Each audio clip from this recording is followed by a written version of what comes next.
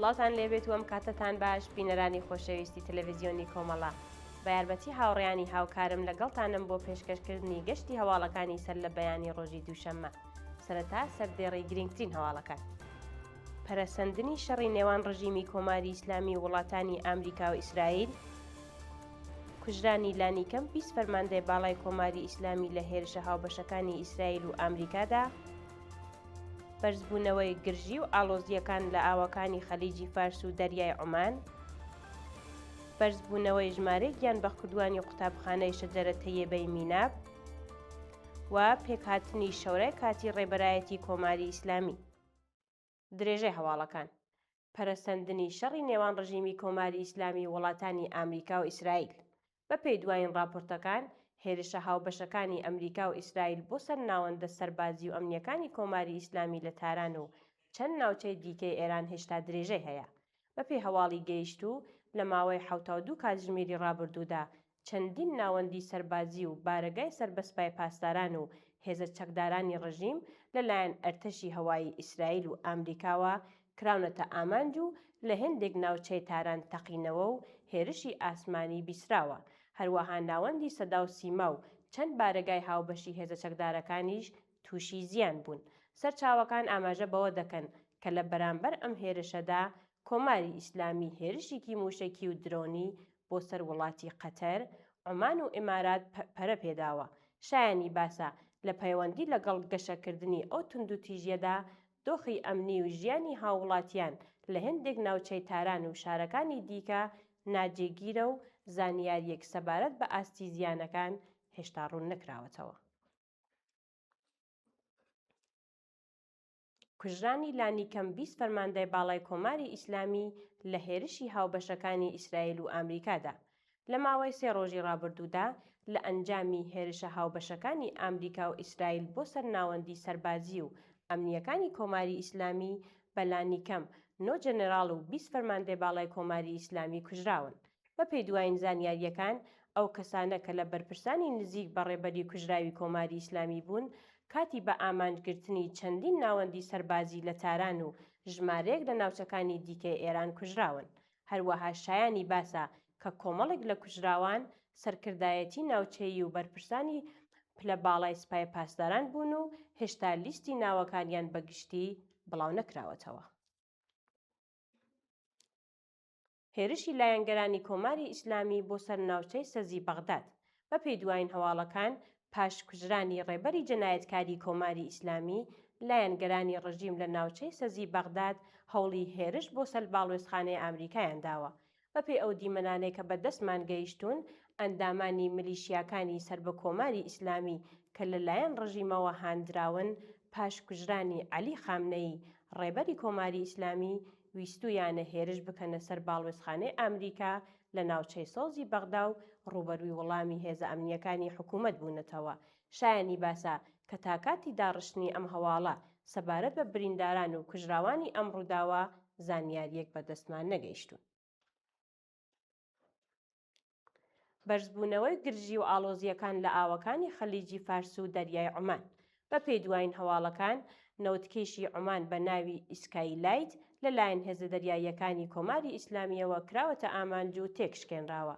راپۆرتەکان ئاماژە بەوە دەکەن کە لە درێژەی تێکەڵچوونە سەربازیەکانی نێوان سوپای پاسدارانی ڕژیمی کۆماری ئیسلامی و ئەرتەشی هاوبەشی ئیسرائیل و ئەمریکا، نەوتکێشێکی وڵاتی عومان لەلایەن سوپای ڕژیمەوە کراوەتە ئامانج و تێکشکێنراوە. هاوکات کۆماری ئیسلامی کە لە لێواری ڕوخاندایە، چەندین موشک و پەهباد لەلایەن هێزەکانی ڕژیمەوە ڕەوانەی دووبەی کراون و بەهۆیەوە زیانێکی زۆر بەر ئەو شارە کەوتووە.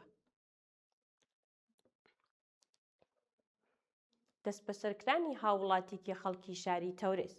ڕۆژی ڕابردوو هاوڵاتیکی خەڵکی شاری تەورێز بە تۆمەتی تێکدانی مەراسمێک سەبارەت بە کوژرانی عەلی خامنەیی لەلایەن هێزە ئەمنیەکانەوە دەست بەسەر کراوە.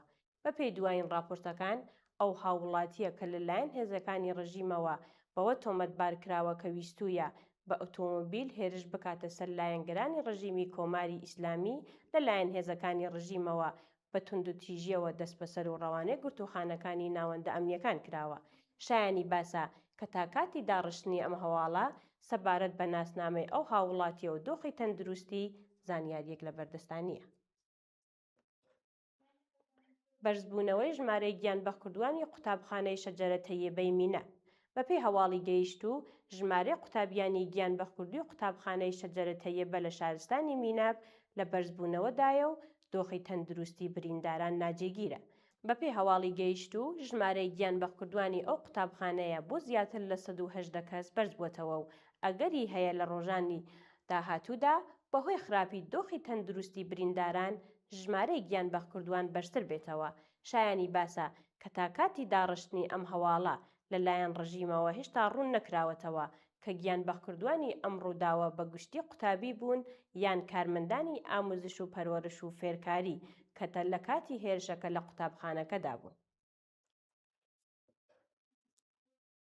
پێکهاتنی شەورای کاتی ڕێبەرایەتی کۆماری ئیسلامی ڕۆژی ڕابردوو شەورایەکی سێکەسی بریتی لە سەرۆک کۆمار، سەرۆکی دەزگای دادوەری و هەروەها ئەندامێکی شەورای نیگەهبانی ڕژیم بەرپرسیارەتی ڕێبەرایەتی ڕژیمیان بە شێوەیەکی کاتی لە ئەستۆ گرتووە. بەپێی دوایین هەواڵەکان ئەندامی شەورای نیگەهبانی ڕژیم بە ناوی عەلیڕەزا ئێعرافی تا کاتی دەستنیشانکردنی ڕێبەری نێکۆماری ئیسلامی لە شەورای کاتی ڕێبەرایەتی کۆماری ئیسلامیدا ئەرکەفەقیەکانی ڕێبەری کوژراوی ڕژیمی لە ئەستۆ گرتووە و شەوراکە دەستی بەکار کردووە.